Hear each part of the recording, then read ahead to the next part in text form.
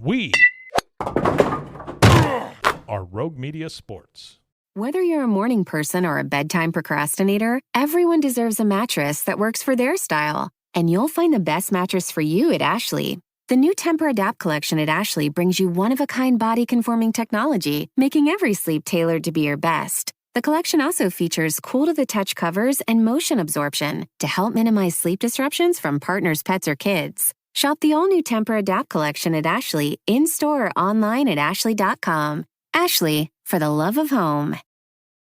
Hey, it's Mark Goodman. And I'm Alan Light. On today's podcast, Record Store Day founder Carrie Colleton is joining us to discuss the April 20th RSD special releases. Plus, we'll talk live with our audience, the Sound Up Pod Squad, and find out who still listens to vinyl. And some updates from the Beatles universe. Oh, good. Sound Up with Mark Goodman and Alan Light, the only music podcast that matters.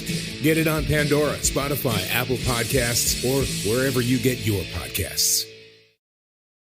He showed me his hands afterward. They were calloused and they were red. They were somehow not bleeding. And he actually said he's seen the Packer receivers do this. That's where he got the idea. And it's, just so you know, it's coming out there at a high velocity. And, I mean, if I had $1 for every time I've heard you say nice jugs, you'd have $1. Okay, all right.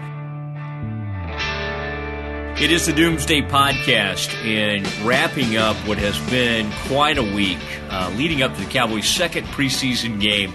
Ed Werder joining me. Ed, I have to say, I think we chose the right time. A lot of people get excited, and hey, let's be there when it opens.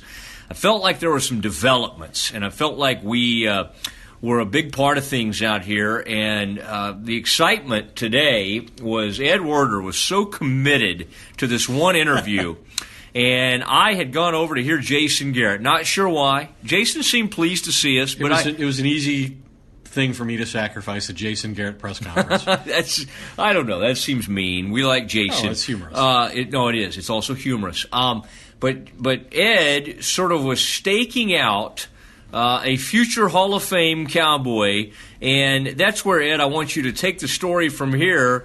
You noticed, kind of on the far side of the south playing field out here at the complex, the Oxnard, the Residence Inn complex. By the way, on the other side of that wall now, there's a new housing development. I mean, things have really changed over the years. Ed, what did you witness when you looked out there? Well, so we were watching, and this was a player who you couldn't really determine who it was, except if you studied his movements. Ultimately, you came to the conclusion that it was the one and only Cowboys tight end Jason Witten. And he was working for over an hour on his day off with one of Jerry Jones's grandsons, who's going to go to Highland Park, like they all do, and play football there. And Jason had apparently promised that he would spend some time coaching this kid, and wow, did he ever. Over an hour, worked on everything, high pointing the ball, footwork, how to get open, how to run routes. Even at one point when he was showing him how to block, he lifted him completely off the ground with incredible ease. And Witten was throwing him passes as the kid was running routes. 3 times the kid made a one-handed catch, which speaks not only to his great eye-hand coordination, but also the poor accuracy with which Jason Witten can throw the football even without a pass rush. Yeah. And then I think the amazing thing was we sat there. We had 2 chairs. I got up and got another chair, and I said to you as we were watching this wrap up, I'm going to put my foot on this chair so Witten doesn't think I'm being presumptuous. And as luck would have it, they broke up, and Witten started walking not toward the ramp leading to the locker room out here, but right toward us.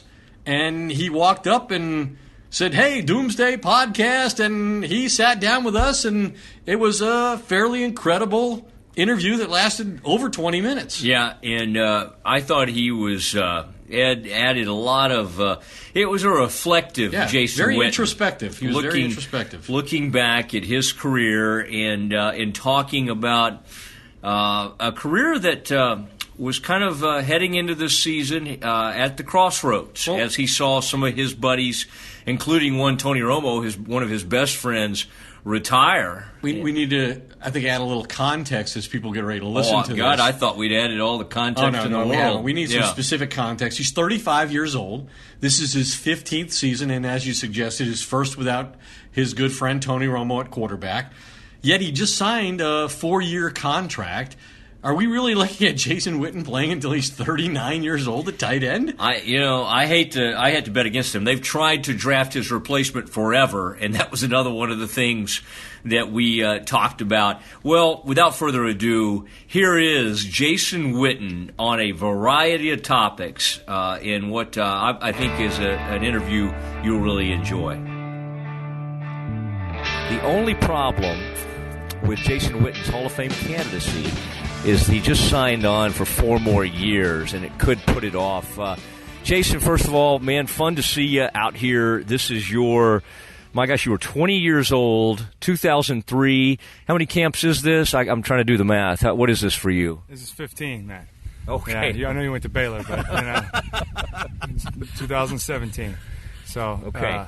15th year. Excited to be going, and it flies by. It feels like it was 2004. I was going into my second year. You're obviously a little bit younger than Tony Romo, even though you guys came into the league at the same time.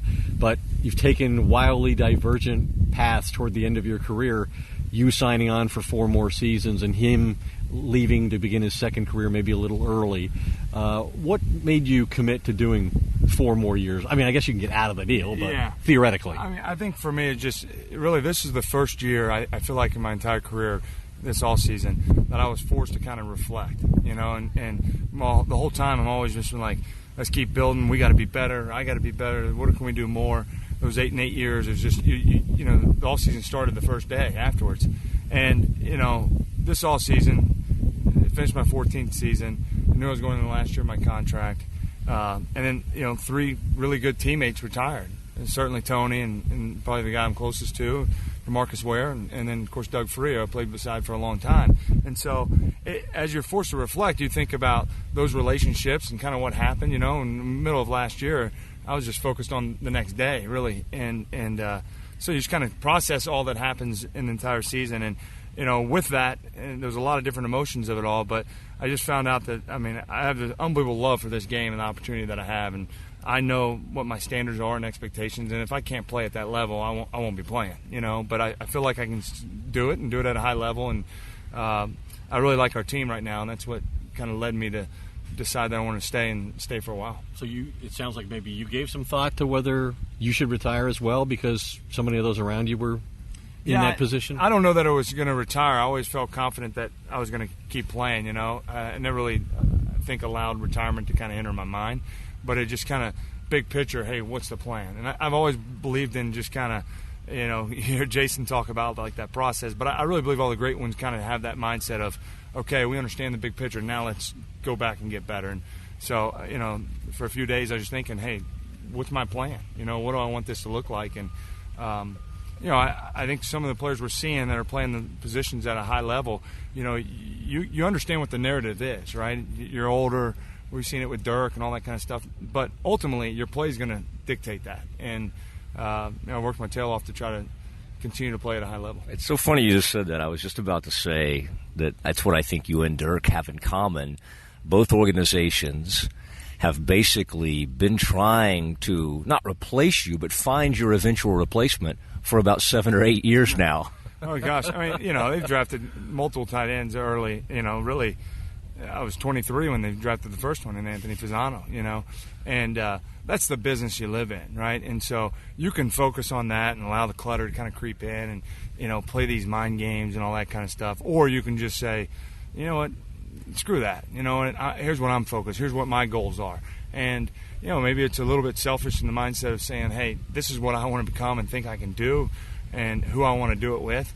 But I've always kind of had that mindset, even when I was young in high school, that these goals and expectations, weren't some dream that's just some fairy tale. It was real life for me, and so ultimately that was my decision coming back. Is I think this team can compete at a high level and compete for a championship. Now, is it easy? No, we know that, but I think that's the type of caliber of players we have, and that's what I'm focused on doing. It's funny that for so many years people would come to town and here you are someday, probably, you've put up Hall of Fame numbers, but they would always ask you about Tony because you were close friends. Tell us about Tony. Tell us about Tony. And now Dak is who everybody's asking you. What is it like? What's he like? And all that kind of thing. I know you miss Tony, and this is a weird camp in some ways without him being here. But what is it like with a second-year quarterback who's coming off this amazing year and then watching him sort of take on these huge leadership responsibilities, alongside you? What's that process been like? Well, first off, this game, there's ebb and flows, and there's things that come and go. And Tony, the one thing as I reflected in that time was I had this unbelievable sense of joy or pride, if you will, of the journey, what this game's allowed me to experience, the relationships I developed through the game, and a lot of fun wins and excitement with Tony over 14 years, and relationship late at night, sitting in each other's room and just, hanging out like you did in college, and you share in adversities as well. But it happens. Ed, you're living it right now. You commit your career to something, and next thing you know, it's over, and you move on to something else and new challenges. And you have a choice to make, And for me, I never felt like it was this like adverse situation of Tony or Dak or anything like that. And they deserve a lot of credit for how they handled the press conference and each other. But for me, I just looked at it.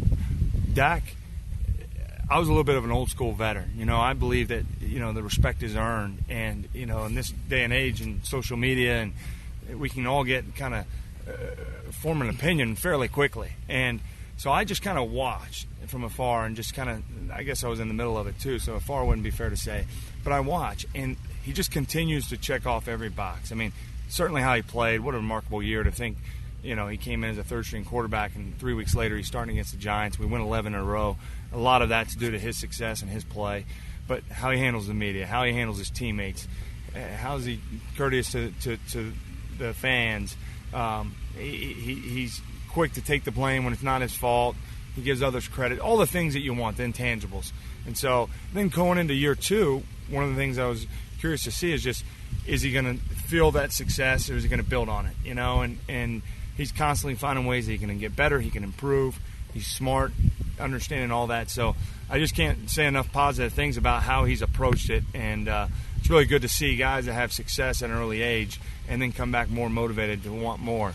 That's a sign that their future's bright. How personally conflicted were you last year when you didn't know if Tony was going to come back and if he'd get to play again, if he did come back and get healthy?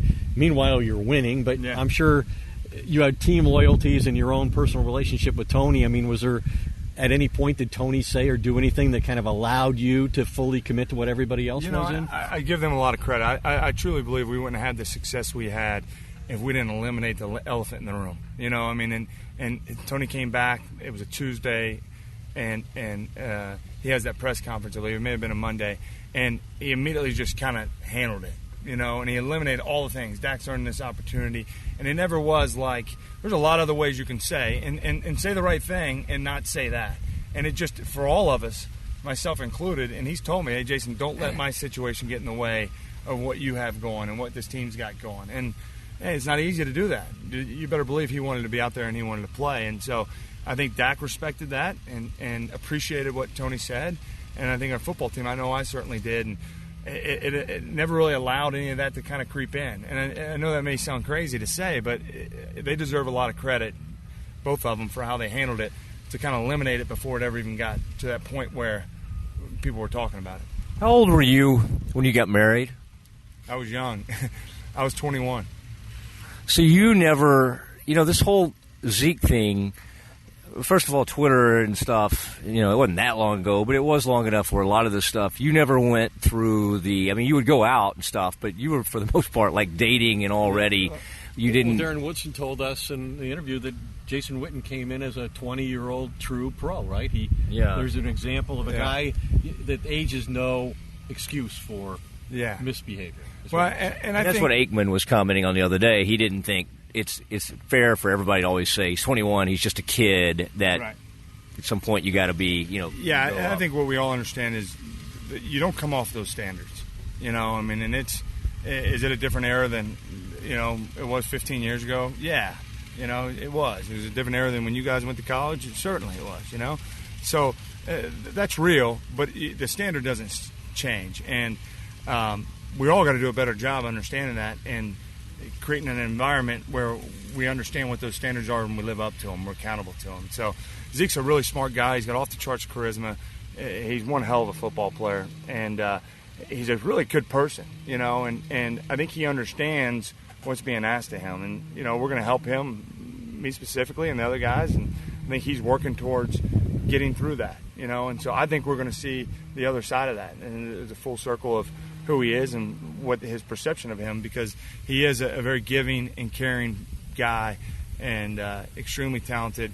But he's a good person, and so I respect. And in saying that, there are expectations and standards, and he understands what's being asked of him. Does it annoy you that, and you're always given as an example, which is a very positive thing for you, is he's one of our core character guys, but when you have like 5 suspensions, and of course because you are in the news constantly already, you're a very polarizing team, but that reputation is out there. Oh, that's the Cowboys again. They got all these guys in trouble. It was kind of happening in the Damian Wilson situation. How much as a leader of this team and a guy who's never been in any trouble that I know of.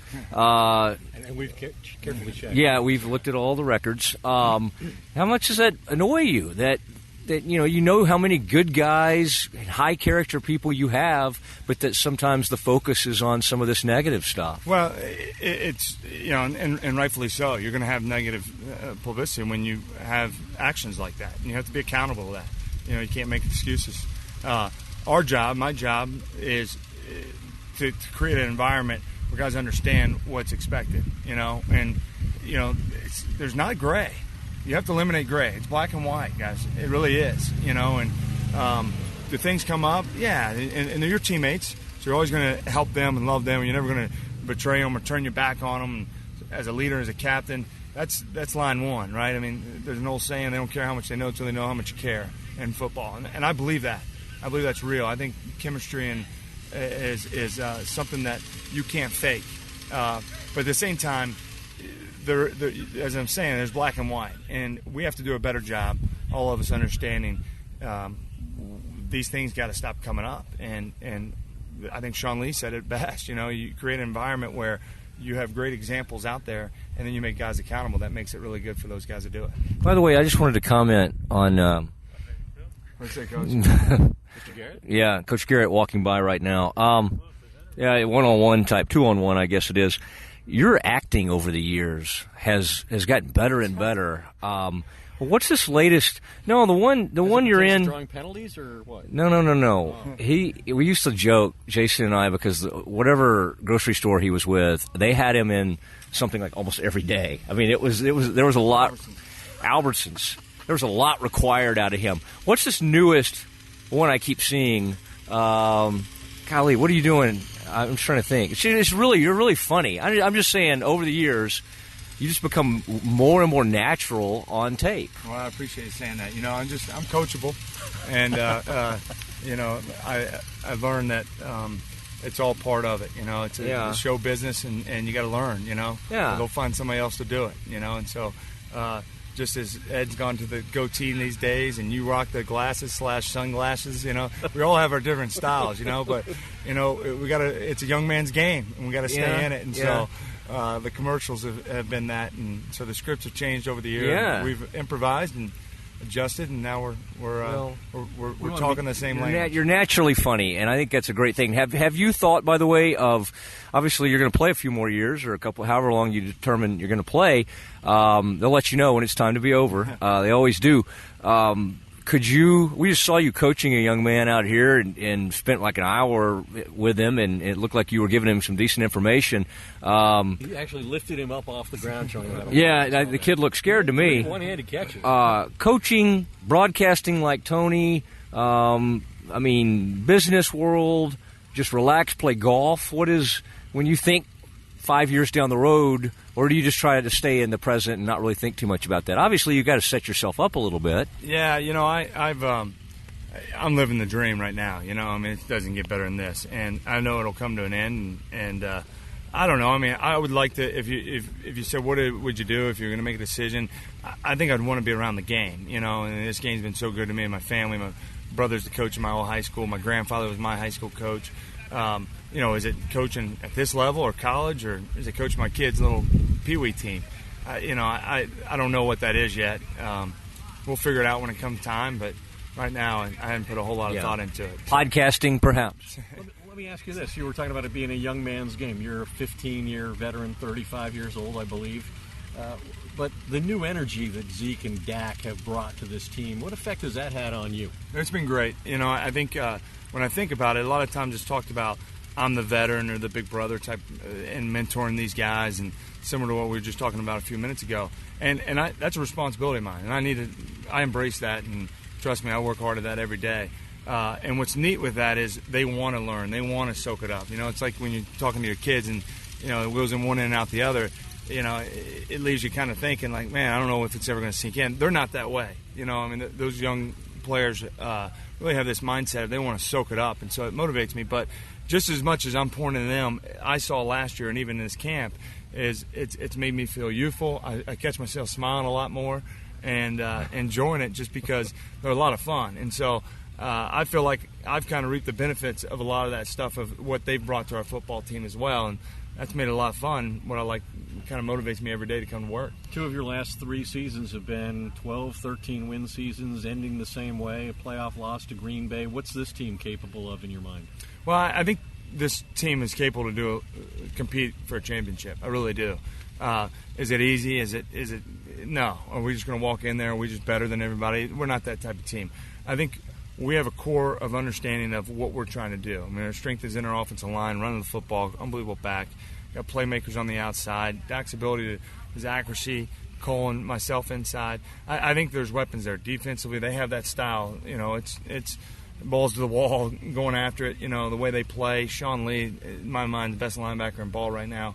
And so there's a lot of strengths. Orlando's healthy. Byron looks great on the back end. So it's just all got to come together. I think this team has that caliber, but certainly you just got to put one foot in front of the other and see how it plays out. There's a lot of good teams there, but I think we can compete with those teams and build on what we had last year. And just confirm this statement for me. Yeah, Ed, I think I got that. We're wrapping it up. Yeah, thanks. His career. I know. God, you're the one asking all the serious questions. But this is very serious. Is Baylor's Rico Gathers the next great tight end for this organization? Yeah, Rico. Rico has a chance. He's a big, strong, athletic guy, and so with that, there's certainly talent that you look at and say, my goodness, this is an opportunity. What you have to understand is, Coach Garrett talks about it all the time, right? He says we don't want flash players, and so oftentimes we can see an unbelievable catch, and then what happens next? And so Rico's got to understand, hey, here's what the expectation, and he does. The guy's in his second year of football.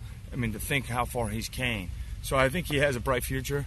I think he's got upside. He's just got to continue to focus in on each little thing that this position entails. And you know what? When they bring an extra linebacker, then we have to protect. You got to be hot. Yeah. And the blocking scheme and coming off on the doubles and climbing to the second level. There's so much that goes into playing the tight end position. And so he just keeps having good days, and he's got a chance to be a good football player. And he has the right approach. He's got a good, fun perspective on things. He speaks a little bit in the third person a time or two, but he's a great guy. And you think about the transition that he made. That's hard. That's hard to do. And he's making it look fairly easy in that process. So we'll see how it plays out. But I do think he's got a bright future. Mosley had a lot of shortcomings like that when he came out of Baylor himself, and look at him now. No, Matt Mosley likes that answer. We appreciate you all these years. Sorry about all the negative things Ed said, but I've always been there to support you. Thank you. Yeah, Matt, this is one of our, this is probably the first time in how many years we sat down. Matt just completely, just jumped ship. He never even shows up out there anymore, right? It just completely jumped ship, and I don't know that he'll ever be forgiven by a lot of people. But, that's for sure. That's for sure. Thank you, Jason. Right, guys, thanks. Appreciate it, buddy. All right, good really to see appreciate you. it. Yeah, no problem. Yeah, good great to see you. It's fun. And we really appreciate Jason Witten. Just some really good stuff there, and just quite honestly, I think we couldn't pick a better time to be out here. We had some great access and had a good time there. And again, Ed Werder gets a lot of credit for staking out Jason. And then I will say this: I I have had, like with most of my relationships, although, Frito's a guy that I haven't really been up and down with him. And actually, Ed, you and I have been because you're paying him on firm ground for many years. But Jason, like many athletes I've covered, it's been up and down. And he's been frustrated with me at times. But he's always been very accountable, and I've always appreciated him. And I just thought how open and willing to talk about everything.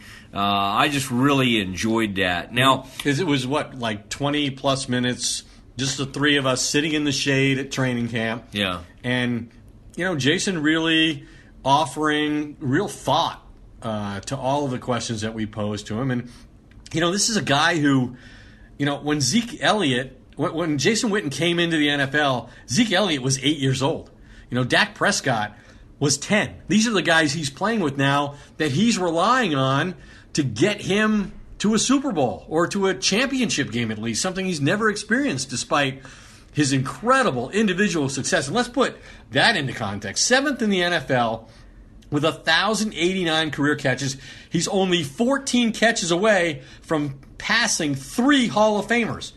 Tim Brown at number 6, Chris Carter at number 5, and Marvin Harrison at number 4. In a very short space of time at the beginning of this season, barring an injury, Jason Witten is going to be the number 3 pass receiver in NFL history.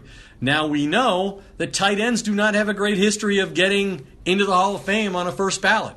In fact, it's never happened. Now Tony Gonzalez may change that, but that has never happened. And people think it's going to be quick and easy for Jason Witten to get in, but I think Rick Goslin had the great note that the average length of time the Hall of Fame tight ends have spent waiting has been 12 years. Wow. Jason Witten won't wait 12 years, but I'm not sure he's going to get in on the first ballot either. Well, and you said it. Tony Gonzalez still has to go in. Antonio Gates still has to go in. But Gates is still playing too, so neither one of them has begun the 5-year wait. They have not begun that. It was something. Now, from a certain Hall of Famer in our mind to a man who has yet to catch his first pass in the NFL.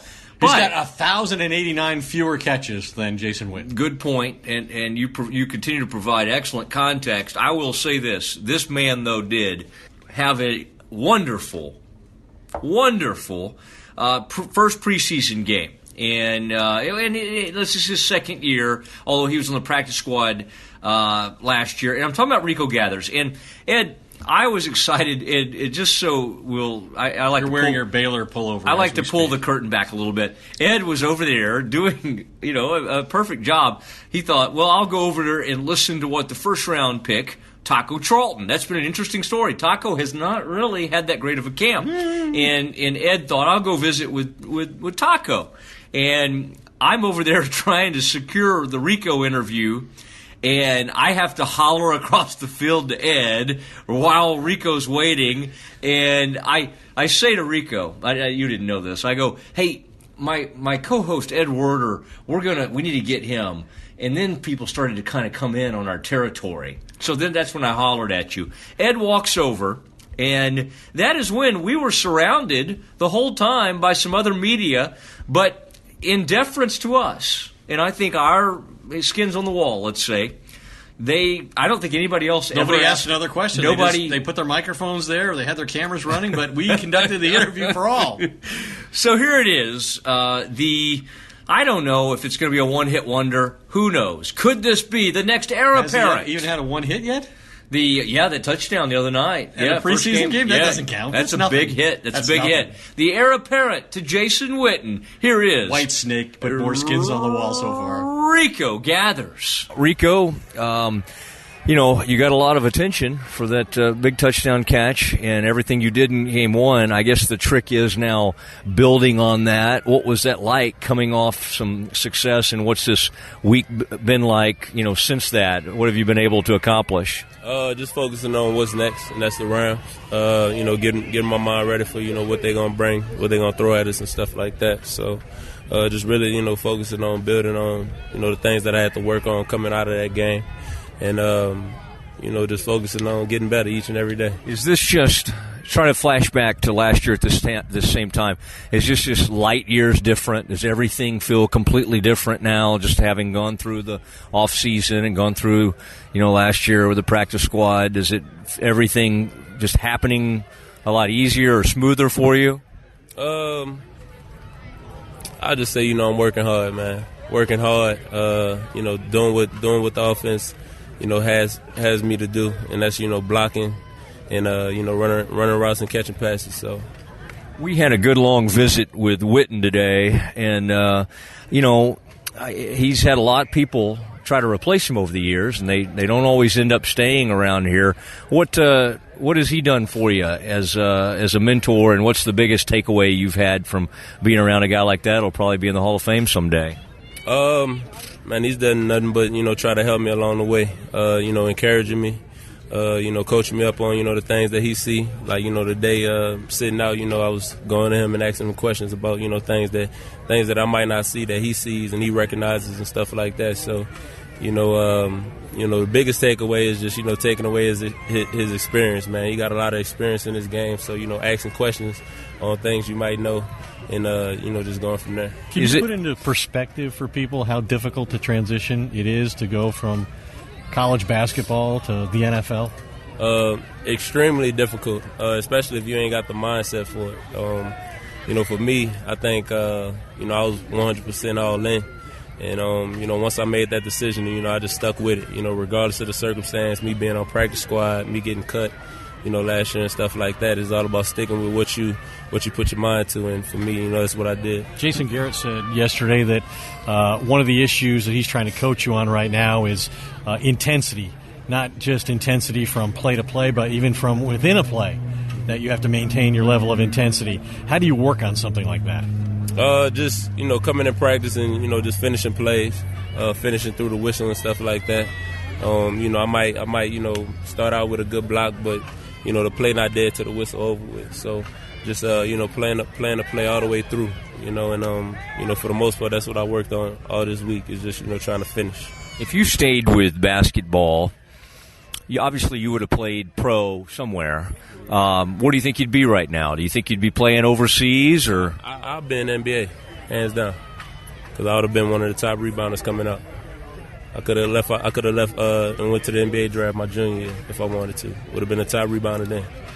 Isn't this a lot more work and a lot more challenging? A lot more challenging, and that was one of the things. Just accepting the challenge, doing something out of the ordinary, and that's what I'm doing. That's what I've been doing is working hard at it, and just taking it one day at a time. Have you had any teams ask you to sign with an NBA team and leave football? And no, I mean, that's one of the things. They see that I'm a well committed dude, well committed to what I'm trying to do, and normally, when you commit, when you see somebody committed to something, you don't try to step in and overthrow somebody else's authority. Were you excited to see your old teammate Jonathan Motley end up signing with the Mavs? Oh yeah, definitely. I was proud of him and stuff like that. I know he didn't get drafted and stuff, but you can't really focus on where you start. It's all about where you finish. Is there any coach out here who reminds you of Scott Drew, or is really nobody in life that positive?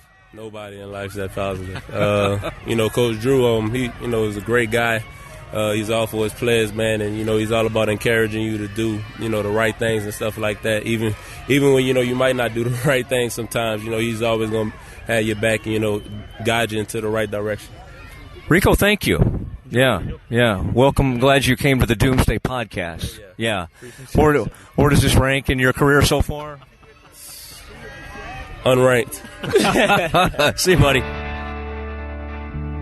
And that was Rico Gathers talking about sort of what it's been like for him. And Ed, that was I thought that was fun. I think he's going to be a fun player. I don't know how much he'll accomplish. It is incredible. I love the NBA aspect of that interview. How with about him him saying, I could be in the NBA right now as one of the best rebounders in the league, and instead I'm out here sweating it out trying to make the team. I thought that was fun. And I will say this.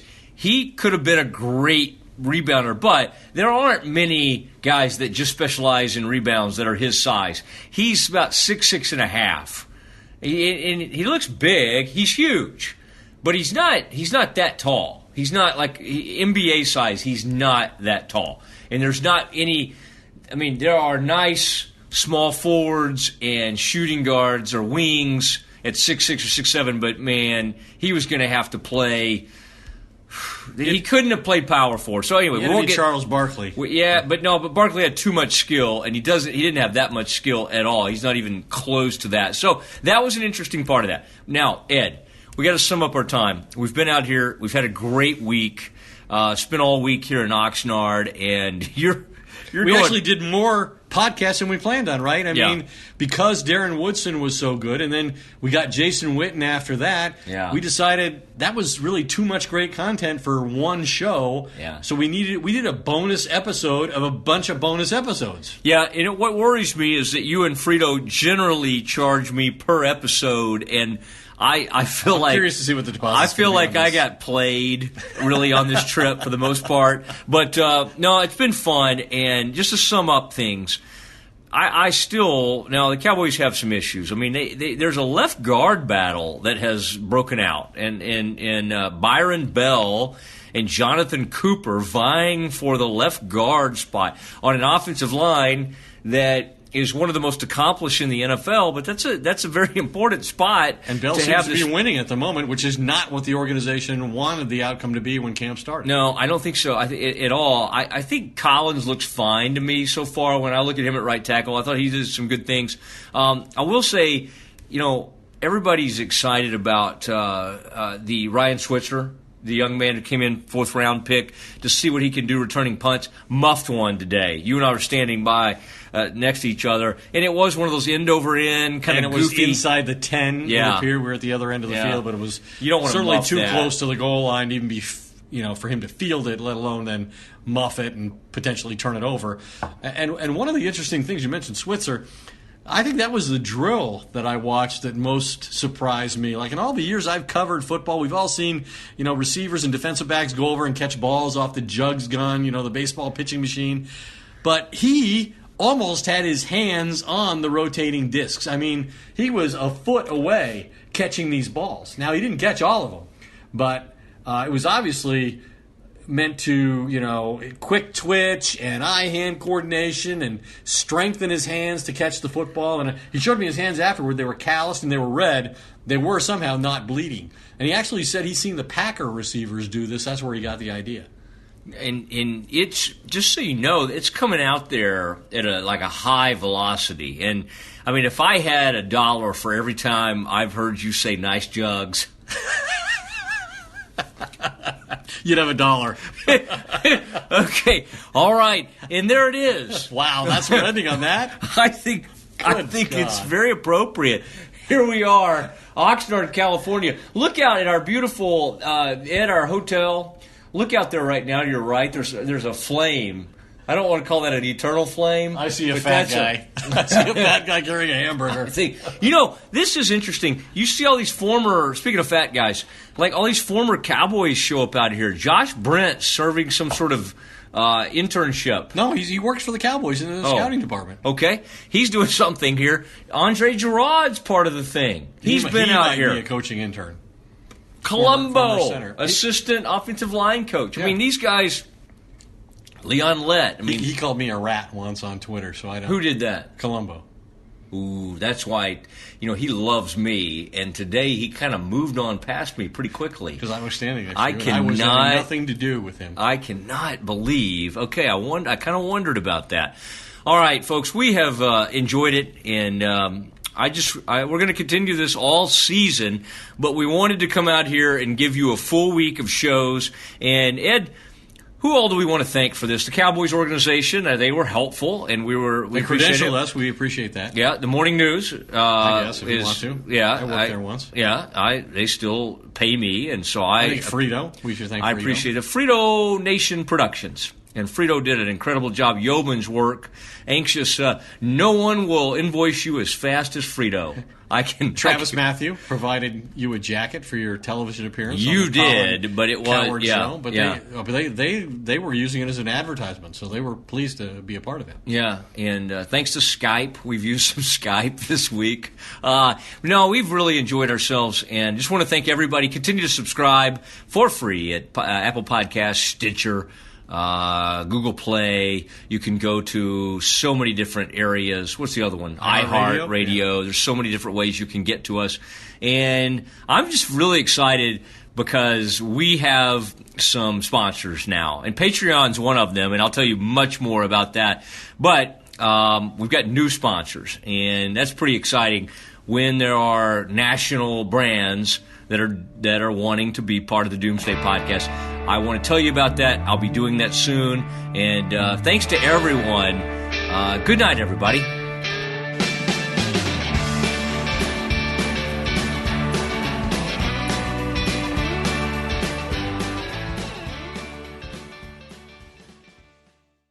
Look around. You can find cars like these on AutoTrader. New cars, used cars, electric cars, maybe even flying cars. Okay, no flying cars, but as soon as they get invented, they'll be on AutoTrader. Just you wait. AutoTrader. Hey, it's Mark Goodman. And I'm Alan Light. On today's podcast, Record Store Day founder Carrie Colleton is joining us to discuss the April 20th RSD special releases. Plus, we'll talk live with our audience, the Sound Up Pod Squad, and find out who still listens to vinyl, and some updates from the Beatles universe. Oh, good. Sound Up with Mark Goodman and Alan Light, the only music podcast that matters. Get it on Pandora, Spotify, Apple Podcasts, or wherever you get your podcasts.